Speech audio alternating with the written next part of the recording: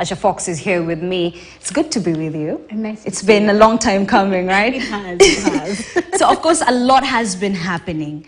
First of all, Kenyans are not over the finance bill. It's been weeks of this conversation going on, but still. Someone actually said that there's nothing that has united Kenyans more than this finance bill. Actually, it's true, from all regions. Exactly. Like since the election, this is a thing that has really brought Kenyans together. Yeah. And just trying to understand what exactly is happening with this finance bill. There are bits that have been, mentioned. Guys have talked about the housing levy. Those are some of the biggest issues. Guys have talked about the tax rate, the VAT. So it's just a lot of banter on social media with guys trying to decipher what exactly is happening in all this finance bill. And that has been going on for a while. Actually, so something on cars, on PSVs. I didn't know that existed in that bill. I see that's the thing. Guys keep discovering new things that are happening. So like for a while, you'll see guys talking about, at the beginning it was the 35% tax. And then guys move on and it turns into this whole thing and they go into housing levy, which I think we've discussed for the longest time. It's the biggest bone of contention. And then guys keep discovering things along the way.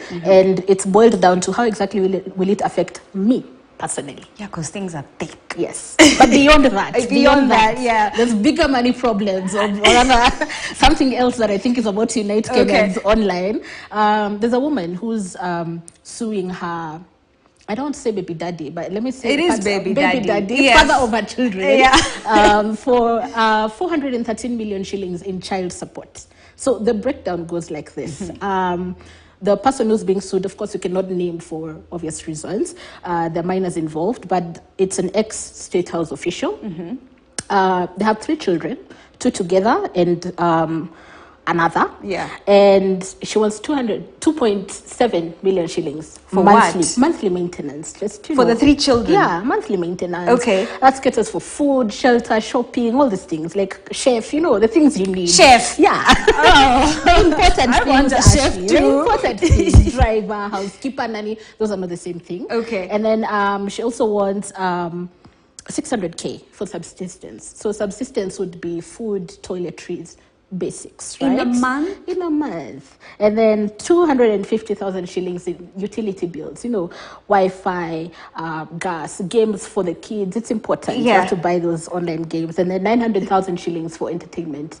This is 300K per child. Okay. Per month. And then we have 300K per quarter for clothing.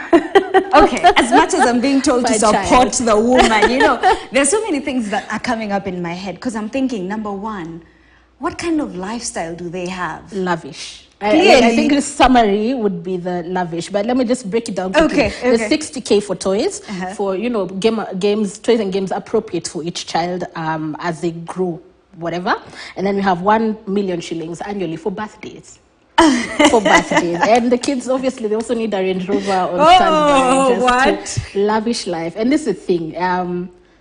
She was exposed to this kind of lifestyle. It's not the life, maybe it was the life she lived, but it was upgraded to some extent when they were together. Yeah. And her kids, that's how they were born. They were born and put into a Range Rover, so they want to continue that kind of lifestyle. I think to each their own. Guys will demand whatever they need. Yeah. Yeah. And I get why people say, ukisema hauna pesa, sema, sina, si wa Kenya. Si wa Kenya. Yeah. So actually, there's ongoing trend on social media. Yeah. If you're broke, niwe tu hauna pesa, by the way. Watu wengine wako nayo. Kuna watu wako na pesa, hata hii finance bill. There are guys who are crying about it, and there are guys who are like, you know what, the 35% on 500K, just bring it. Bring it on. Must be really nice. It must be really, really nice. But anyway, let's see how that goes. Let's see how that goes. I think it's going to be a big discussion on social media. There's a lot to just break down. And I think just looking at the other side, I don't know if you remember the photo guys were sharing some time back on social media. There's a photo of a golf course. So there were these kids on the slum side looking and stepping on stones and things to look over at the golf course. Yeah. So on this other side, it's all dirty. And on this other side, it's all lavish and green and nice. And the polo t-shirts and, Okay, anyway, let's not get into that for a while because, well, I'll go crazy. Yes. Let's talk about President Museveni. President Museveni, unfortunately got COVID-19. Yeah. And I think let me just, it's a rude awakening and a rude reminder to everyone that COVID is still there. Yeah, but who did him wrong, honestly? I know. 'Cause, he's the one who's been avoiding it for so long. The most careful. Social distancing. And for him, it wasn't just social distancing. It was like distancing. You saw the interview when we've covered interviews as Yeah. well, even the one he did with Sophia Anuna some time back, right here on KTN. The distance between them, it's like one person sitting on one end, the other person is sitting on the other end. Okay. He's really been careful, but he'd mentioned that he had to give up face masks because he was getting allergies. He had an allergic reaction on his eyes, on his throat. He actually lost his voice twice during the election. Okay. He's had some sinusitis. Plus age. Yeah. And all these things. He's been vaccinated, but I think it's a good reminder for guys to just remember COVID is still around. Be careful. All right. Yeah. I want us to talk about, I know there's so much we need to talk about, but let's talk about this Canada wildfire. That was crazy. Is it over, by the way? It is not over, and I don't think it's about to be over. This is the first, the biggest shocker here is 3.3 million hectares of land have actually been affected.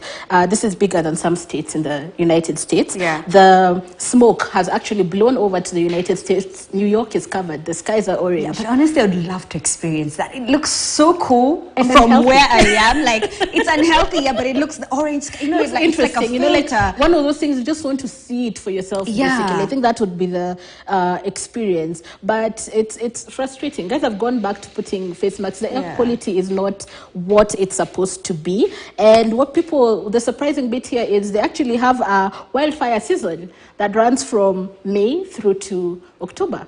I actually didn't know that. Yeah, so that's actually the thing that the only shocker is how much land has been burned in this at the beginning of the season. It should be an awakening for us because of climate change is real. That's actually one of the reasons. Yeah. There's climate change, there's extreme temperatures, there's drought ongoing as well. So all this has caused that fire, and it's just fueling it and fanning it to all these other places. Okay, lastly, real quick, Real Housewives of Nairobi drama. So on social media yesterday, there's a beat down on Sonal. That was the finale. The reunion is over. The show is over for now. We're waiting for the next season. There were conversations that came up from it. There was mental health. Guys discussed friendships, who's BFF, which I think it's not things you expect people at that age to really discuss. So Gen Zs are looking at them like BFFs. Do you know you've talked about Gen Zs? Let me tell you a funny story real quick.